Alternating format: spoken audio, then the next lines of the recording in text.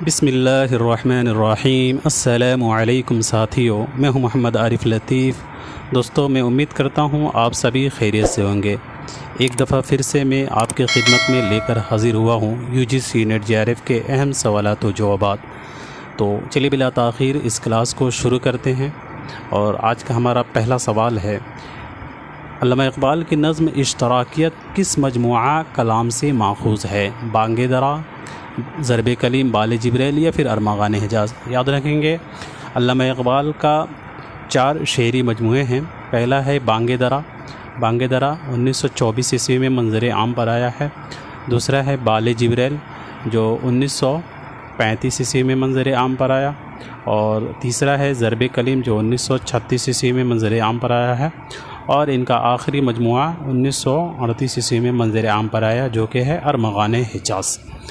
जी, तो इस सवाल का सही जवाब मार्क कर लीजिएगा साथियों। दूसरा हो जाएगा ज़रबे कलीम। अल्लामा इक़बाल की नज़्म इश्तराकियत जो है ये उनके मजमुआ कलाम ज़रबे कलीम से माख़ूज़ है। बढ़ते हैं दोस्तों अगले सवाल की तरफ। सवाल नंबर दूसरा है, मिर्ज़ा शौक़ लखनवी की किस मसनवी पर मीर असर की मसनवी ख्वाब ख़याल का नुमाया असर नज़र आता है?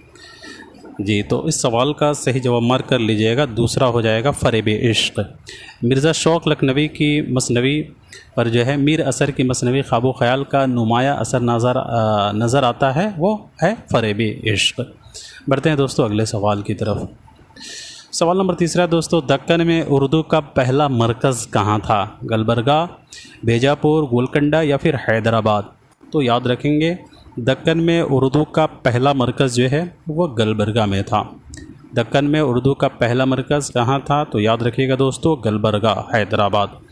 बढ़ते हैं अगले सवाल की तरफ। सवाल नंबर चौथा दोस्तों, कुतुब शाही दौर के किस बादशाह को कत्ल कर दिया गया था? बहुत ही अच्छा सवाल है, सभी लोग आंसर देने की कोशिश करें। जी, तो इस सवाल का सही जवाब मार्क कर लीजिएगा। दूसरा हो जाएगा सुल्तान कुली कुतुब शाह। कुतुब शाही दौर के बादशाह सुल्तान कुली कुतुब शाह को कत्ल कर दिया गया था। बहुत ही अच्छा सवाल है, याद रखेंगे। कुतुब शाही दौर के बादशाह सुल्तान कुली कुतुब शाह को जो है कत्ल कर दिया गया था। अगला सवाल देखेंगे, लफ्ज़ मानी के मुसन्निफ़ कौन हैं? और साथ ही साथ जो है उनके पैदाइश वफ़ात ज़रूर बताइएगा।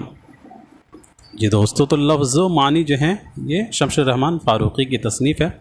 शमशुर रहमान फ़ारूक़ी की पैदाइश 1935 ईस्वी को ही है आज़मगढ़ में। और वफ़ात जो है इनकी 2020 ईस्वी को ही है इलाहाबाद में। बढ़ते दोस्तों अगले सवाल की तरफ। दर्ज झेल में मुहियुद्दीन क़ादरी हुज़ूर की किताब कौन सी है? सरगुज़श्ते ग़ालिब, ज़िक्र ग़ालिब, इंशाए ग़ालिब या फिर अहवाल ग़ालिब? जी, तो मुहियुद्दीन क़ादरी हुज़ूर साहब की किताब हो जाएगी सरगुज़श्ते ग़ालिब। तो फिर ज़िक्र ग़ालिब, इंशाए ग़ालिब और अहवाल ग़ालिब ये किताबें किन की हैं? तो याद रखेंगे, ज़िक्र ग़ालिब के मुसन्निफ़ हैं मालिक राम। मालिक राम इसके मुसन्निफ़ हैं। ज़िक्र ग़ालिब बहुत ही मशहूर किताब है, ज़रूर याद रखिएगा, हो सकता है कहीं आइंदा जो है सवाल बन जाए। और इंशाए ग़ालिब किसकी किताब है? तो याद रखेंगे 1925 से 2006 वाले की किताब है, यानी रशीद हसन ख़ान की किताब है दोस्तों। इंशाए ग़ालिब रशीद हसन ख़ान साहब की किताब है। तो फिर अहवाल ग़ालिब किसकी है? तो अहवाल ग़ालिब के मुसन्निफ़ याद रखेंगे दोस्तों, डॉक्टर मुख्तारुद्दीन साहब की है। डॉक्टर मुख्तारुद्दीन साहब की तख्लीक़ है अहवाल ग़ालिब। और एक और किताब है दोस्तों, फ़सानाए ग़ालिब। फ़सानाए ग़ालिब जो है, आप मुझे बताइए किसकी किताब? फ़सानाए ग़ालिब ये किताब किसकी है? तो याद रखेंगे इस किताब के मुसन्निफ़ भी मालिक राम हैं। ज़िक्र ग़ालिब और फ़सानाए ग़ालिब ये दोनों किताबें जो हैं मालिक राम की हैं और ग़ालिब से ताल्लुक़ किताब हैं, ज़रूर याद रखिएगा। बहुत ही इंपॉर्टेंट किताबें हैं, ज़िक्र ग़ालिब और फ़सानाए ग़ालिब दोनों किताबें मालिक राम साहब की हैं। और एक और किताब है ग़ालिब अहवाल व आसार। ग़ालिब अहवाल व आसार के मुसन्निफ़ कौन है? आप मुझे बताइएगा, ग़ालिब अहवाल व आसार के मुसन्निफ़ कौन है? तो याद रखिएगा हनीफ़ नक़वी साहब की किताब है। हनीफ़ नक़वी साहब की किताब है ग़ालिब अहवाल व आसार। बढ़ते हैं दोस्तों सवाल नंबर 7 की तरफ। तलाश इक़बाल इनमें से किसकी किताब है? तलाश इक़बाल के मुसन्निफ़ का नाम बताइएगा दोस्तों। जी, तो तलाश इक़बाल सैयद हामिद अली की किताब है, याद रखिएगा। अल्लामा इक़बाल से रिलेटेड किताब है। तो इस हिसाब से जो है ये बहुत ही इम्पोर्टेंट किताब है, तो ज़रूर याद रखेंगे। हाँ, सैयद हामिद अली को, तलाश इकबाल के मुसन्निफ़ हो जाएंगे सैयद हामिद अली। अब बात करें हैं ज्ञानचंद जैन की दोस्तों, तो ज्ञानचंद जैन की पैदाइश कब हुई है जी? तो ज्ञानचंद जैन की पैदाइश जो है मेरे ख़्याल से ज्ञानचंद जैन की पैदाइश जो है 1923 ईस्वी को हुई है, 1923 ईस्वी को हुई है। और वफ़ात जो है ज्ञानचंद जैन की 2007 ईस्वी को हुई है।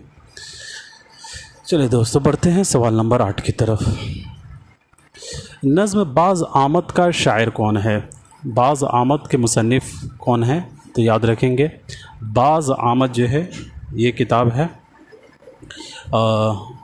अख्तरुल ईमान साहब की। बाज़ आमद ये एक नज़्म है दोस्तों, और इसके मुसन्निफ़ हैं अख्तरुल ईमान।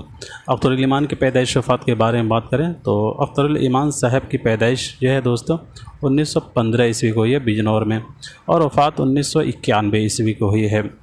जोश मलिहाबादी की पैदाइश 1896 ईस्वी को हुई है, और वफ़ात 1982 ईस्वी को मलिहाबाद में। और फ़ैद अहमद फ़ैद की पैदाइश 1911 ईस्वी को, और वफ़ात 1984 ईस्वी को। यगाना चंगेज़ी साहब की पैदाइश कब हुई है दोस्तों जी? इनका असल नाम जो है यगाना चंगेज़ी का क्या असल नाम, तो याद रखेंगे यगाना चंगेज़ी का असल नाम जो है मिर्ज़ा वाजिद हुसैन, और इनका ख़िताब जो है गालिब जंग है। और मिर्ज़ा वाजिद हुसैन यासर यगाना चंगेज़ी की पैदाइश जो है 1884 ईस्वी को हुई है, 1884 ईस्वी को हुई है दोस्तों, 1884 ईस्वी को, 17 अक्टूबर 1884 ईस्वी को। और वफ़ात जो है इनकी लखनऊ में 1956 ईस्वी को हुई है। बढ़ते हैं दोस्तों अगले सवाल की तरफ।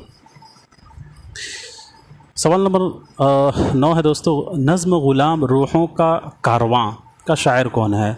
नज़्म ग़ुलाम रूहों का कारवां का शायर कौन है?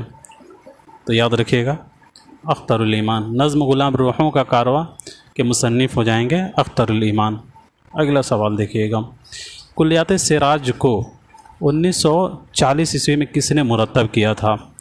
तो कुल्लियात सिराज को जो है 1940 ईस्वी में दोस्तों अब्दुल क़ादिर साहब ने, अब्दुल क़ादिर सरवरी साहब ने जो है मुरत्तब किया था। कुल्लियात सिराज को 1940 ईस्वी में जो है अब्दुल क़ादिर सरवरी साहब ने मुरत्तब किया था।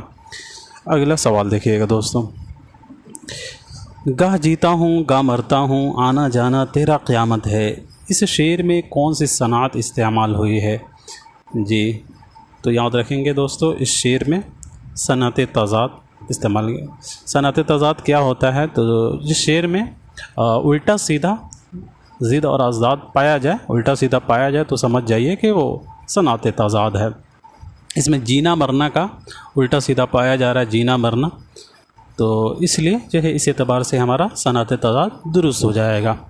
अगला सवाल देखिएगा, खुतबात अहमदिया का मौजू क्या है? और साथ ही साथ बताइए खुतबात अहमदिया जो है किन की किताब है और कितने खुतबात पर मुश्तमिल है जी दोस्तों? तो खुतबात अहमदिया का मौजू जो है याद रखेंगे सीरत है। सीरत जो है खुतबात अहमदिया का मौजू है। बढ़ते हैं दोस्तों अगले सवाल। और इससे सैयद अहमद ख़ान की तसनीफ़ है। खुतबात अहमदिया से सैयद अहमद ख़ान की तसनीफ़ है। सैयद अहमद ख़ान की पैदाइश जो है 1817 ईस्वी को हुई है और वफ़ात 1898 ईस्वी को। बढ़ते हैं अगले सवाल की तरफ। इतनी ही बात हर शख्स जानता है कि हमारी उर्दू ज़बान बिरज भाषा से निकली है और बिरज भाषा खालिस हिंदुस्तानी ज़बान है। ये कौल किसका है जी दोस्तों? तो ये मशहूर कौल जो है 1830 से 1910 वाले की है दोस्तों। इतनी बात हर शख्स जानता है कि हमारी उर्दू ज़बान बिरज भाषा से निकली है और बिरज भाषा खालिस हिंदुस्तानी ज़बान है। ये कौल मौलाना मोहम्मद हुसैन आज़ाद साहब की है दोस्तों। बढ़ते हैं अगले सवाल की तरफ। सवाल नंबर 14 है, इंशा की मशहूर किताब दरियाए लताफ़त किसकी फरमाइश पर लिखी गई है? और साथ ही साथ बताएंगे कि दरियाए लताफ़त कितने सदफ़ पर मुश्तमिल है, इसमें कितने सदफ़ हैं और कितने हिस्से हैं दरियाए लताफ़त में जी, तो याद रखेंगे दोस्तों, दरियाए लताफ़त के मुसन्निफ़ हो जाएंगे इंशाउल्लाह ख़ान इंशा। और ये इंशाउल्लाह ख़ान इंशा ने दरियाए लताफ़त को नवाब सआदत अली ख़ान की फ़रमाइश पर लिखे गए थी। दरियाए लताफ़त 2 हिस्सों पर मुश्तमिल हैं और इसमें जो है 7 जज़ीरे हैं, 7 जज़ीरे हैं, याद रखिएगा। और ये उर्दू क़वाइद से मुताल्लिक़ है, ये किताब जो है उर्दू क़वाइद से मुताल्लिक़ है, तो ये भी याद रखिएगा। बढ़ते दोस्तों अगले सवाल की तरफ। सवाल नंबर 15 है, अफ़सानी मजमूए अंगारे में सज्जाद ज़हीर के कितने अफ़साने शामिल हैं? 12, 3, 4, 2, 3, 4 या फिर 5? जी, तो याद रखिएगा, अंगारे में सज्जाद ज़हीर के कुल 5 अफ़साने शामिल हैं। बढ़ते हैं अगले सवाल की तरफ। तारीख़ शेर शाही इनमें से किसकी किताब है? जी, तो तारीख़ शेर शाही के मुसन्निफ़ हो जाएंगे मज़हर अली विला। तारीख़ शेर शाही जो है मज़हर अली ख़ां विला की किताब है। इसके अलावा तारीख़ शेर शाही के मुसन्निफ़ अब्बास ख़ां सिरवानी भी हैं। अब्बास ख़ां सिरवानी ने भी जो है इसी उन्वान से किताब लिखी है, तो ज़रूर याद रखिएगा, अब्बास ख़ां सिरवानी। तारीख़ शेर शाही जो है इस नाम से जो है अब्बास ख़ां सिरवानी साहब ने भी किताब लिखी है और मज़हर अली ख़ां विला ने ये, और मज़हर अली ख़ां बल्कि इसके मुतरज्जिम हैं तारीख़ शेर शाही की। अब मेरे ख़्याल से अब्बास अली ख़ां इसके मुसन्निफ़ हो जाएंगे, मुसन्निफ़ हैं, और मज़हर अली ख़ां जो है इस किताब को मतलब तर्जमा किया है। चलिए जी दोस्तों, बढ़ते हैं अगले सवाल की तरफ। कुतुब मुश्तरी की मुश्तरी भागमती है, इस रक़्क़ासा का ज़िक्र कहाँ आया है? जी दोस्तों, तो इस रक़्क़ासा का ज़िक्र आया है तारीख़ फ़रिश्ता में। तारीख़ फ़रिश्ता उर्दू ये किताब है, और ये किताब किसकी है? तो याद रखिएगा, मोहम्मद क़ासिम फ़रिश्ता की, मोहम्मद क़ासिम साहब की किताब है दोस्तों, याद रखिएगा। तारीख़ फ़रिश्ता जो है मोहम्मद क़ासिम साहब की किताब है, और कुतुब मुश्तरी की मुश्तरी भागमती है, इस रक़्क़ासा का ज़िक्र जो है इसी किताब में आया है, तारीख़ फ़रिश्ता में। बढ़ते हैं दोस्तों अगले सवाल की तरफ। किस नावल में जिन्स और उसके मसाइल को इल्मी नुक्ता नज़र से देखा गया है? जी दोस्तों, तो इस सवाल का सही जवाब हो जाएगा नावल लंदन की एक रात। टेढ़ी लकीर में भी वही चीज़ है, मेरे ख्याल से टेढ़ी लकीर ही होना चाहिए था। इसमें बताया जिन्स और मसाइल को इल्मी नुक्ता नज़र से, तो टेढ़ी लकीर में भी जो है जिन्स जो है के मसाइल को जो है नुक्ता नज़र से देखा गया है। तो इस हिसाब से अगर देखा जाए तो पहला मन राइट ऑप्शन हो जाएगा, लेकिन NTA जो है वो लंदन की एक रात को इसका सही जवाब माना है। आप मुझे कमेंट सेक्शन में बताइएगा पहला सही होगा या तीसरा दुरुस्त होगा। चलिए जी दोस्तों, अगला सवाल देखिएगा। सवाल नंबर 19 है, ज़मानी एतबार से इनमें सही तरतीब की निशानदही कीजिए। जी दोस्तों, तो सही ज़मानी तरतीब आपका पहला हो जाएगा। असगर गुंडवी साहब की पैदाइश 1 मार्च 1884 ईस्वी को ही है। फ़िराक गोरखपुरी की 1896 ईस्वी को। अख्तर शीरानी साहब की पैदाइश 1905 ईस्वी को ये दोस्तों, और अख्तरुल ईमान की 1915 ईस्वी को। तो इस एतबार से पहला आपका राइट ऑप्शन हो जाएगा। अब बात कर लेते हैं इनकी वफ़ात की। तो असगर गोंडवी की वफ़ात 1936 ईस्वी को इलाहाबाद में।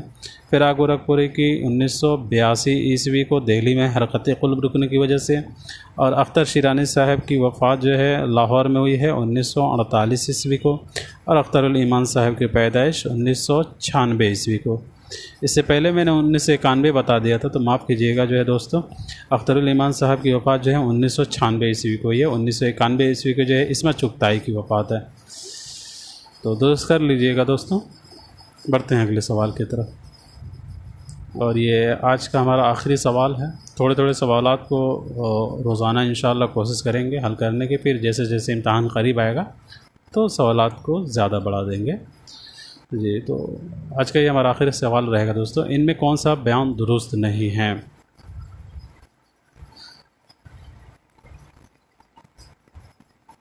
जी, तो तीसरा बयान दुरुस्त नहीं है। तनक़ीद दरअसल तखरीज़ ही का दूसरा नाम है। इसके अलावा जो है सभी दुरुस्त। तनक़ीद हमारे लिए सांस की तरह नागुज़ेर है। अच्छी तख्लीक़ एक तनक़ीदी सलाहियत के बग़ैर वजूद में नहीं आ सकती, ये भी दुरुस्त है। तनक़ीद की अदम मौजूदगी में तहक़ीक़ गैर मुफीद होती है। ये तीनों दुरुस्त हैं, लेकिन ये दुरुस्त नहीं है। तनक़ीद दरअसल तक़रीज़ ही का दूसरा नाम है, ये गलत हो जाएगा दोस्तों। तो इस एतबार से हमारा राइट ऑप्शन तीसरा हो जाएगा।